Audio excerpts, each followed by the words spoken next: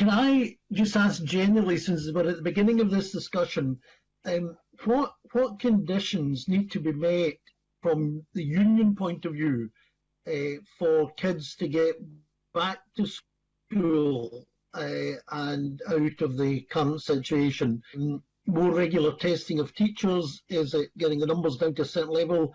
Is it making sure that everybody in a certain group is vaccinated?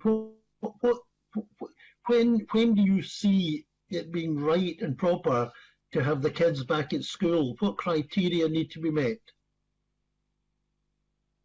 Yeah, I'm going to go to Mr. Flanagan again first. Yeah, thanks.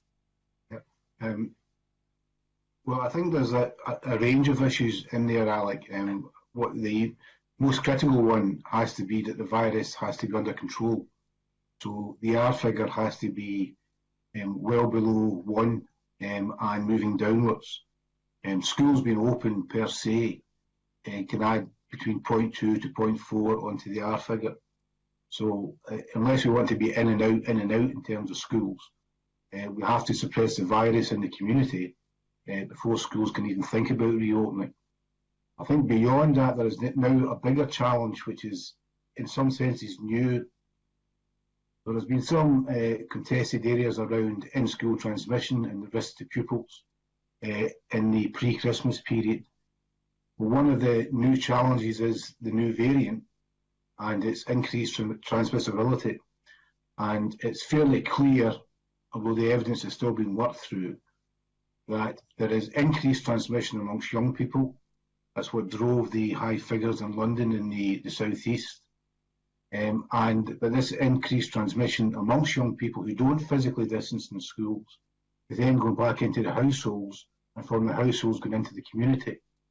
Now, one of the questions we will be asking in the Education Recovery Group is the implications of that for how schools operate. And it might be that schools can only reopen if you introduce physical distancing amongst pupils, which means that we're back to where we were last August, in that you have blended learning, you have part-time attendance. Now, blended learning is better than remote learning, but not as good as full-time attendance, obviously. But I think there is a great deal of concern around the new variant and the implications for schools. And then the final part of the jigsaw, as you alluded to there, is the impact of the vaccine in actually ensuring confidence in the safety of schools. So we wouldn't want to get into a competition about prioritisation in relation to the vaccine. We have raised a concern about supply of the vaccine, because it shouldn't be the case that we have competing priorities.